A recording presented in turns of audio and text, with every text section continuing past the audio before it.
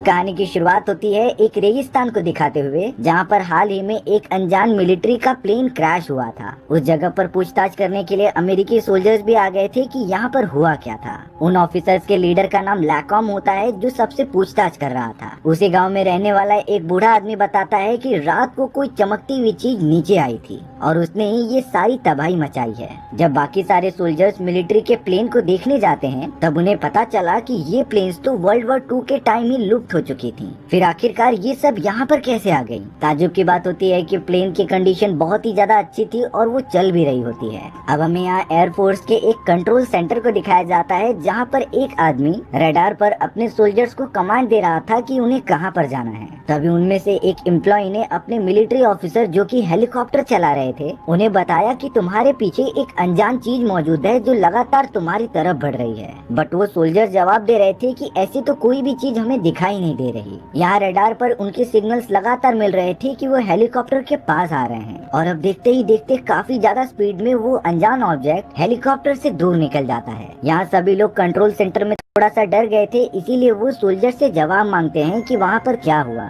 तब जाकर उन सोल्जर्स ने बताया कि हमारे सामने से कोई चमकती हुई चीज निकली, जिससे कि हमें कुछ अच्छे से दिखाई नहीं दे रहा था, और अब वो अचानक आसमान में गायब हो चुकी है। सोल्जर्स का अंदाजा था कि ये जरूर कोई फ्लाइंग ऑब्जेक्ट है, जो हमारी दुनिया के तो बिल्कुल भी नहीं लग रहे थे। अब हमें यहाँ बैरी नाम का एक लड़का दिखाया जाता है, जो आराम से सो रहा था। तभी अचानक बैरी के घर में हलचल होना स्टार्ट हो जाती है। सारी लोहे से बनी हुई चीजें हिलने लगी थी और इलेक्ट्रॉनिक डिवाइसेस एकदम से आउट ऑफ कंट्रोल हो जा रहे थे। बैरी की नींद खुलने पर जब वो अंदर देखने गया, तब फ्रिज में से बहुत सारी चीजें बाहर निकली हुई थी, जैसे कि किसी ने यहाँ पर चोरी की है। बैरी के रिमोट कंट्रोल वाले खिलौने भी ऑटोमेटिकली चलने लगे थे, पर बैरी पता नहीं क्यों दूसरी तरफ देखकर स्माइल कर रहा था। अब इतनी आवाज होने के कारण बैरी की मदर जेरिन उठ गई थी और वो अपने बेटे के कमरे में जाने लगी। तभी अचानक जेरिन अपने बेटे को जंगल की तरफ भागते हुए दिखती है, जो पता नहीं किसी का पीछा कर रहा था। जेरिन तुरंत ही अपने बेटे को पकड़ने के लिए चली गई। अब हमें उसी शहर के अंदर रॉय नाम का एक आदमी दिखाया जाता है, जो अपनी वाइफ और बच्चों के साथ खुशी खुशी रहता था। बट अब अचानक रॉय को उसकी कंपनी से कॉल आता है, जो बता रहे थे कि लाइट आउट होने वाला है,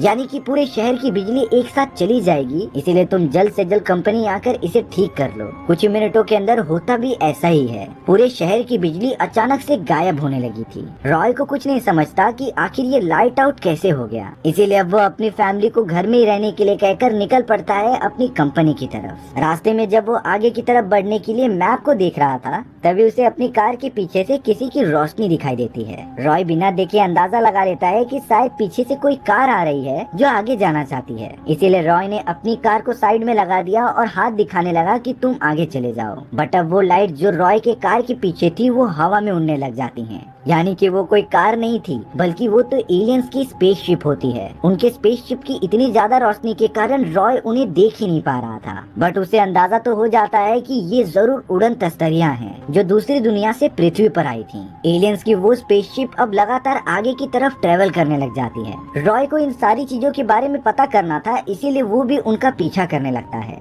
हालांकि रॉय एक बहुत ही अच्छा ड्राइवर था, लेकिन स्पेसशिप की स्पीड इतनी ज्यादा होती है कि वो उसे बीट ही नहीं कर पाते। अब अपनी कार को बहुत ही ज्यादा स्पीड में चलाते समय उसके सामने एक बच्चा आ जाता है, जो और कोई नहीं बल्कि बैरी था। टक्कर होने से पहले ही बैरी की मदर तुरंत ही आकर उसे बचा लेती हैं। रॉय ने भी सही समय पर ब्रेक मार दिया था। रॉय जब उतरकर दिखता है, तब वहाँ और भी बहुत सारे लोग थे जो अपनी जान बचाकर भाग रहे थे, लेकिन जेरिन को तो इन सारी चीजों के बारे में कुछ भी पता ही नहीं होता। वो तो सिर्फ अपने बेटे को बचा रही थी। तभी अचानक रॉय और बाकी लोगों के सामने से 3 उड़न तस्तरियां तेजी से उड़ती हुई जाती हैं, और उन उड़न तस्तरियों का पीछा रेड कलर की लाइट कर रही थी। पुलिस वाले भी लगातार उन स्पेसशिप के एलियंस को पकड़ने की कोशिश करते रहते हैं। रॉय ने जब इन सारी चीजों को देखा, तब वो खुद को रोक नहीं पाया वहाँ जाने से।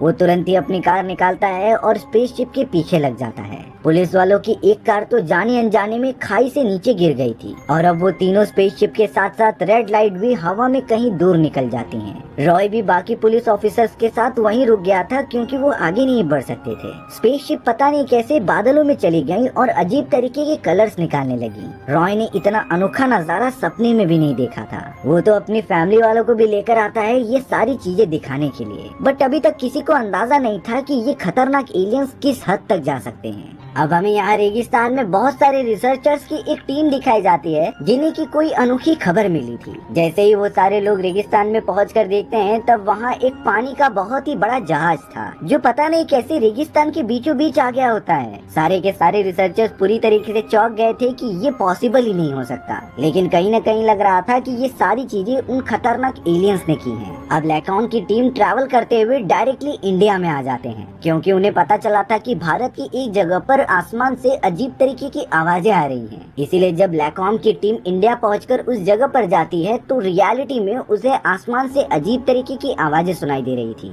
ये आवाजें समय समय पर घटती और बढ़ती, जैसे कि कोई उनसे बातें करने की कोशिश कर रहा था। लैकॉन की टीम ने उन सारी आवाजों का एक अच्छा खासा रिपोर्ट बना लिया था जिसके ऊपर रिसर्च करके उन्होंने एक कंक्लूजन निकाला। लैकॉन तो अब अपने सीनियर गवर्नमेंट ऑफिसर्स के सामने स्पीच दे रहा था कि उनकी टीम को एलियंस द्वारा फैलाए गए बहुत सारे आवाजों के सैंपल्स मिले हैं, इसीलिए हमने इन्हें डिकोड करके समझने लायक बना ही लिया है। सारे गवर्नमेंट ऑफिसर्स को एक बुक दी जा रही थी जिसके अंदर अजीब तरीके के साइंस बने हुए थे। यही साइंस गूंगे लोगों को बात करने में मदद करते थे, जिससे कि हर एक साइन को लैकॉन की टीम ने उन आवाजों से कनेक्ट कर दिया था। वो हर एक आवाज प्ले करते जाते और सिंबल्स को बताते जाते, जिससे कि उनके और एलियंस के बीच कम्युनिकेशन हो सके। अब हमें यहाँ रॉय के पास दिखाया जाता है जो अपनी फैमिली और बहुत सारे लोगों के साथ खड़ा हुआ था उन सभी एलियन स्पेसशिप को आसमान में देखने के लिए। हालांकि इन सारी चीजों से रॉय के बच्चे काफी ज्यादा डर रहे होते हैं, बट रॉय लगातार कह रहा था कि वो एलियंस हमें कुछ नहीं करेंगे।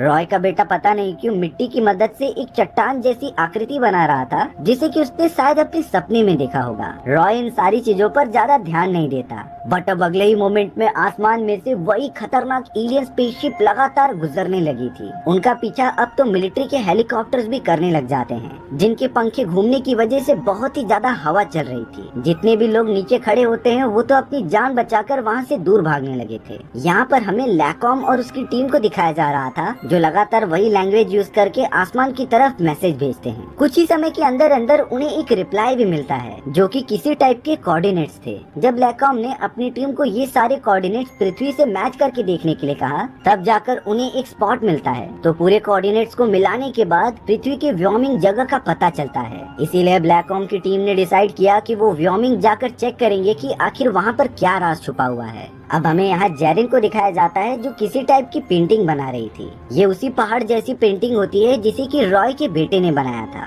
अब ये सारी चीजें एलियन से कैसे रिलेटेड है ये तो हमें कुछ ही देर में पता चल ही जाएगा। जेरिन पता नहीं क्यों उन सारे ड्राइंग्स को कचरे के डिब्बे में फेंकने चली आई थी, बट कुछ ही देर के अंदर अंदर आसमान में काफी तेजी से रोशनी चमकने लग जाती है। जेरिन इस अनोखी चीज को देखकर तुरंत ही अपने बेटे बैरी के पास आ गई थी। बैरी तो कह रहा था कि ये एक खिलौना है, लेकिन वो कोई खिलौना नहीं बल्कि एलियंस की स्पेसशिप थी जो लगातार नीचे की तरफ आ रही होती है। स्पेसशिप के नीचे आने से घर के चारों तरफ काफी ज्यादा रोशनी फैल गई थी। जेरिन अपने बेटे बैरी को जल्द से जल्द घर के अंदर लेकर चली जाती है जिससे कि वो दोनों सुरक्षित रहें। बट अब घर के सारे इलेक्ट्रॉनिक सामान अचानक आउट ऑफ कंट्रोल हो जाते हैं और चारों तरफ तबाही मचाने लगते हैं। जेरिन बिल्कुल भी नहीं समझ पाती कि आखिर यहाँ पर हो क्या रहा है, बट अब उसका बेटा बैरी मना करने के बावजूद भी दरवाजे के छोटे हिस्से से बाहर चला जाता है। जेरिन के पकड़ने पर भी उसका बेटा नहीं माना और वो निकल गया। थोड़ी देर बाद ये सारी चीजें एकदम से शांत हो जाती हैं। जेरिन तुरंत ही अपने बेटे बैरी को लेने के लिए बाहर की तरफ भाग कर गई, पर तब तक शायद काफी देर हो चुकी होती है। वो सारे एलियन स्पेसशिप बैरी को अपने साथ पकड़कर लेके चले गए होते हैं। अब यहाँ हमें अमेरिकी गवर्नमेंट की एक कॉन्फ्रेंस दिखाई जाती है जहाँ पर सभी लोग अपना मुद्दा रख रहे थे कि आखिर इन एलियन स्पेसशिप का क्या किया जाए। तभी गवर्नर सभी को एक उड़न तस्तरी की फोटो दिखाते हुए कहते हैं कि इन सारी चीजों को जो आप एलियन स्पेसशिप बोल रहे हो वो असल में कोई प्लेट है। गवर्नर तो अब एलियन स्पेसशिप की फोटो दिखाते हुए कह रहे थे कि ये कोई स्पेसशिप नहीं बल्कि किसी प्लेट की फोटो ली गई है, जिससे कि कोई खतरनाक ऑर्गेनाइजेशन एलियन का नाम देकर हमें भड़काना चाहती है। दरअसल बात ये थी कि गवर्नर को ये पता था कि वो एलियन स्पेसशिप ही हैं, लेकिन वो लोगों के मन में ये भावना नहीं जगाना चाहते थे जिससे कि उनके बीच दंगा फसाद का माहौल हो जाए। अब हमें अमेरिका के सबसे टॉप रिसर्चर्स की टीम दिखाई जाती है जो उस जगह पर तैनात बात हो रही थी जहाँ एलियन से बातचीत की जा सकती है। उनका मानना था कि अगर एलियन से बात होने पर वो उन सभी को अपने प्लेनेट पर लेकर जाएंगे तो यही सारे काबिल रिसर्चर और एस्ट्रोनॉट उनकी मिशन पर जाएंगे एलियंस के बारे में और भी ज्यादा पता करने के लिए। इसीलिए अब एलियंस द्वारा दिए गए कोऑर्डिनेट्स के अनुसार वो सारे लोग वहीं पर जाने लगे थे। उन सभी की परफेक्ट लोकेशन थी डेविल माउंटेन नाम की और वहीं पर उन्हें एलियन से बातचीत करनी है। अब यहाँ रॉय पता नहीं क्यों कुछ दिनों से बहुत ही अजीब तरीके का बिहेव करने लगा था। वो तो अपने खाने की मदद से एक पहाड़ टाइप का स्ट्रक्चर बनाने लगता है जो कुछ समय पहले उसका बेटा बनाने की कोशिश कर रहा था। ये सारी चीजें देखने पर रॉय की पत्नी थोड़ी सी चिंतित हो जाती है कि उसके हस्बैंड को क्या हो गया है, बट रॉय तो मानता ही नहीं। रॉय को मानो कोई कंट्रोल कर रहा था ये सारी चीजें करने के लिए। रॉय तो पता नहीं क्यों घर के सारे बागीचे के सामान और मिट्टी घर के अंदर डालने लगा। सभी आस पड़ोस वाले रॉय के इस बिहेवियर को देखकर बाहर आ गए थे। उसकी वाइफ लगातार मना कर रही थी लेकिन रॉय तो कुछ समझता ही नहीं। एक बार तो उसने अपने आप को वॉशरूम के अंदर बंद कर लिया था जो जोर जोर से चिल्ला रहा होता है। लगातार बोलने पर दरवाजा ना खोलने पर भी उसकी वाइफ को दरवाजा तोड़ना पड़ा और फिर वो रॉय को देखती है कि वो वॉशरूम के अंदर अपने आप पर पानी गिरा रहा है और जोर जोर से चिल्ला रहा है। रॉय की वाइफ को लगने लगा कि उसका हस्बैंड तो पूरी तरीके से पागल हो चुका है, फिर भी वो उसे थोड़ा टाइम देती है ठीक होने के लिए, बट वो तो मानता ही नहीं। अगले दिन ही उसने फिर से घर के अंदर सारी मिट्टी भरना स्टार्ट कर दिया था। यहाँ से रॉय की वाइफ नहीं चाहती थी कि उसका हस्बैंड बच्चों को नुकसान पहुँचाए, इसीलिए वो रॉय के इस बिहेवियर से गुस्सा होकर अपने बच्चों को लेके वहाँ से निकल गई थी। रॉय अब अकेला था जो घर के अंदर घुस के सारी जमा की गई मिट्टी का यूज करते हुए एक पहाड़ बना रहा था। ये वही पहाड़ होता है जिसे कि रॉय को लगातार विजन आ रहे थे। उसने एक लंबा पहाड़ बना दिया था बट अब वो पहाड़ को बीच में से काट देता है और अब इस स्ट्रक्चर को देखकर रॉय के दिमाग में कुछ ख्याल आ रहे थे। वहीं पर न्यूज चालू थी जहां बताया जा रहा था कि सारे काबिल ऑफिसर्स अब डेविल माउंटेन पर पहुंच चुके हैं। डेविल माउंटेन की जैसे ही फोटो दिखाई गई तब रॉय पूरा चौंक जाता है क्योंकि ये तो वही पहाड़ था जो कि उसने अपने विजन्स में देखा और ये मिट्टी की मदद से बनाया। बट अब रिपोर्टर्स कहते हैं कि उस डेविल माउंटेन में से अजीब तरीके की पॉइजनस गैसेस निकल रही हैं जो लगातार चारों तरफ फैलते जा रही थी। इसीलिए अब जल्द से जल्द डेविल माउंटेन के आसपास के जगहों को खाली किया जा रहा था जिससे कि लोगों की जाने न जाएं। ये बात सुनते ही रॉय ने डिसीजन लिया कि वो उस डेविल माउंटेन की तरफ जाएगा। वो तुरंत ही अपनी कार में बैठकर वहाँ निकल जाता है। जेरिन भी जिसे लगातार डेविल माउंटेन के ही विजन्स आ रहे थे और उसने तो अपने घर के अंदर कई सारे ड्राइंग बना के रखे होते हैं माउंटेन के, वो भी निकल पड़ती है अपने सवालों का जवाब ढूंढने के लिए डेविल माउंटेन की तरफ। डेविल माउंटेन के आसपास वाली जगहों पर काफी ज्यादा भीड़ जमी हुई थी क्योंकि लोगों को वहाँ से खाली किया जा रहा था। रॉय जब वहाँ पहुँचता है तब उसे जेरिन मिल जाती है और अब दोनों ही साथ में निकल पड़े थे डेविल माउंटेन की तरफ। रास्ते में उन दोनों ने देखा कि कई सारे जानवर मरे पड़े हैं, यानी कि शायद सच में एलियंस ने डेविल माउंटेन के अंदर से जहरीली गैस बाहर निकाल दी थी। बट अब थोड़ा दूर और जाने के बाद कई सारे रिसर्चर्स ने उन दोनों का रास्ता रोक लिया था जो रॉय और जेरिन को पकड़कर अपने साथ पूछताछ करने के लिए लेकर आ जाते हैं। उस जगह पर तो लैकॉम और उसकी रिसर्चर्स की भी टीम मौजूद थी जो रॉय के पास आकर पूछता है कि क्या तुमने कोई स्पेसशिप के विजन देखे या फिर इस डेविल माउंटेन के बारे में कुछ भी सोचा। रॉय ने बताया कि हाँ, मैंने स्पेसशिप भी देखी है और डेविल माउंटेन के बारे में भी पता किया है, लेकिन रॉय को नहीं समझता कि आखिर वो दोनों ये सारी चीजें क्यों पूछ रहे हैं। तब जाकर लैकॉम उससे कुछ लोगों की तस्वीरें दिखाता है जो कह रहा था कि ये वो लोग हैं जिन्हें की स्पेसशिप के विजन्स आ रहे हैं और इसीलिए हमें इन सारे लोगों से पूछताछ करनी थी। रॉय को कहीं न कहीं इन दोनों के ऊपर शक हो गया था, इसीलिए वो उनसे उनके बारे में पूछता है बट लैकॉम ने इसका कुछ जवाब नहीं दिया। इसीलिए रॉय अब जबरदस्ती वहाँ से जाने की जिद करने लगा। लैकॉम अब अपने साथियों के साथ जनरल के पास आ जाता है। यहाँ हमें एक रियलिटी पता चली कि डेविल माउंटेन के अंदर से जो जहरीली गैस निकल रही थी वो एक अफवाह है। ये तो लैकॉम और उसके साथियों ने गलत खबर फैलाई थी कि जिसे भी डेविल माउंटेन के बारे में कुछ भी ख्याल आ रहे हैं वो खुद ही यहाँ पर आ जाए जिससे कि वो सब उनसे पूछताछ कर सकें। रॉय और जेरिन की तरह भी यहाँ पर कई सारे लोग आए थे जिन्हें की स्पेसशिप के साथ साथ डेविल माउंटेन के विजन्स आ रहे थे। बट अब जहाँ जनरल लैकॉम को समझाते हैं कि ये इलीगल काम है जिस तरीके से तुम लोगों को इकट्ठा कर रहे हो और हमारा रिसर्च बहुत ही ज्यादा रिस्की है, इसीलिए मैं मासूम लोगों की जान खतरे में नहीं डाल सकता। जनरल ने लैकॉम को आदेश दे दिया होता है कि यहाँ पर जितने भी लोग आए हैं तुम उसे हेलीकॉप्टर की मदद से वापस शहर में छोड़कर आ जाओ। इसीलिए अब रॉय, जेरिन और बाकी सभी लोगों को हेलीकॉप्टर में बिठाकर यहाँ से लेकर जाया जाने लगा। सभी को ये पता था कि चारों तरफ जहरीली गैस फैली हुई है, बट अब रॉय ने बड़ी हिम्मत की और अपना गैस मास्क निकाल दिया। फिर जाकर उसे पता चलता है कि आसपास तो कोई जहरीली गैस है ही नहीं। रॉय का देखकर जेरिन ने भी अपना मास्क उतार दिया था और अब ये बात उन लोगों को पता चल जाती है कि शायद से उनसे झूठ कहा गया है कि यहाँ पर जहरीली गैस फैली है। रॉय तो अब जेरिन के साथ हेलीकॉप्टर से उतर के तुरंत ही डेविल माउंटेन की तरफ भागने लगा था। उन दोनों के साथ एक और बूढ़ा आदमी भी शामिल हो जाता है। जब ये बात जनरल को पता चली तब वो तुरंत ही अपने सोल्जर्स को कमांड देता है कि तुम सब डेविल माउंटेन के ऊपर चले जाओ और जल्द से जल्द उन तीनों को पकड़ लो। जैसे लग रहा था कि गवर्नमेंट कोई खतरनाक एक्सपेरिमेंट कर रही है और लोगों से छुपाना चाहती है। सारे सोल्जर्स रॉय और जेरिन को ढूंढने के लिए चारों तरफ फैल गए थे, बट अब उन्हें कमांड मिला कि डेविल माउंटेन के चारों तरफ सोने की गैसेस फैला दो जिससे कि वो तीनों भाग कर गए हैं वो सो जाएं। कुछ ऐसा ही किया जाता है मिलिट्री हेलीकॉप्टर्स द्वारा। चारों तरफ नींद की गैसेस फैलाने के कारण रॉय और जेरिन के साथ आया हुआ वो बूढ़ा आदमी तो सो गया था, लेकिन वो दोनों किसी भी हालत में बचते हुए माउंटेन की दूसरी तरफ चले जाते हैं। रॉय और जेरिन को तो वहाँ पर सरकार का एक बहुत ही बड़ा मिलिट्री बेस दिखाया गया जो बहुत ही ज्यादा एडवांस लग रहा था। यही वो जगह होती है जहाँ पर लैकॉम और उसकी बाकी रिसर्चर्स की टीम एलियन से बातें करेंगी। वो सब तो लगातार आसमान की तरफ सिग्नल्स भेजते जा रहे थे।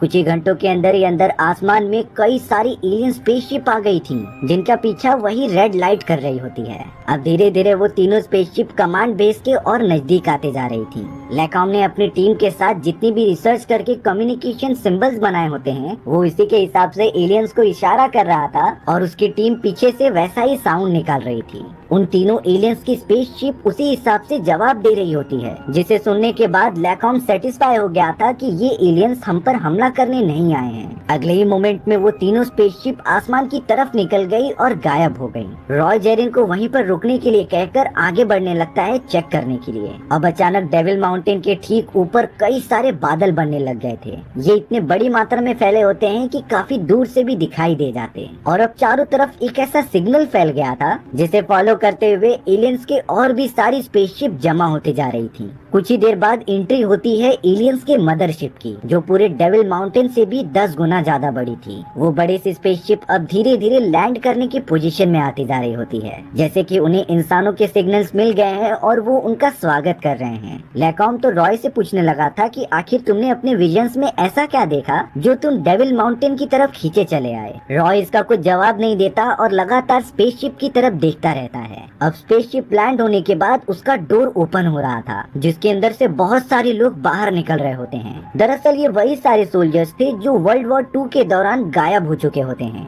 इनके ही जहाज और हेलीकॉप्टर्स रेगिस्तान में मिले थे और लगता है कि एलियंस ने उन्हें जिंदा छोड़ दिया है। ताज्जुब की बात थी कि वर्ल्ड वॉर 2 से इन सारे किडनैप हुए लोगों की उम्र उतनी की उतनी ही रहती है। उन लोगों में तो जेरिन का बेटा बैरी भी था जिसे कि जेरिन देखकर बहुत ही ज्यादा खुश हो जाती है। एलियंस ने जिन जिन लोगों को किडनैप किया था वो उन्हें सही सलामत वापस छोड़ रहे थे और उसके बाद अचानक स्पेसशिप में से कुछ एलियन टाइप के क्रिएचर्स बाहर निकलते हैं। वो सब साइज में इंसानों से काफी ज्यादा छोटे थे लेकिन उनका दिमाग बहुत बड़ा था। बाहर आने के बाद लैकॉम उनसे कम्युनिकेट करके कहता है कि आप सब हम इंसानों में से किसी को लेकर जा सकते हो रिसर्च के लिए। इसीलिए अब उन काबिल रिसर्चर्स और एस्ट्रोनॉट्स की टीम को बुलाया गया जो इस मिशन में एलियंस के साथ स्पेसशिप पर जाएंगे। उन रिसर्चर्स की टीम में अब रॉय भी शामिल हो चुका था। छोटे छोटे एलियंस उन रिसर्चर्स को काफी अच्छे से देख रहे होते हैं, बट अंत में जाकर एलियंस ने सारे एक्सपीरियंस पर्सन को छोड़कर रॉय को चुना अपने मिशन में लेके जाने के लिए। यानी कि अब रॉय एलियंस के साथ स्पेसशिप पर जाएगा और उनके प्लेनेट पर जाकर सारे रहन सहन को सीखेगा।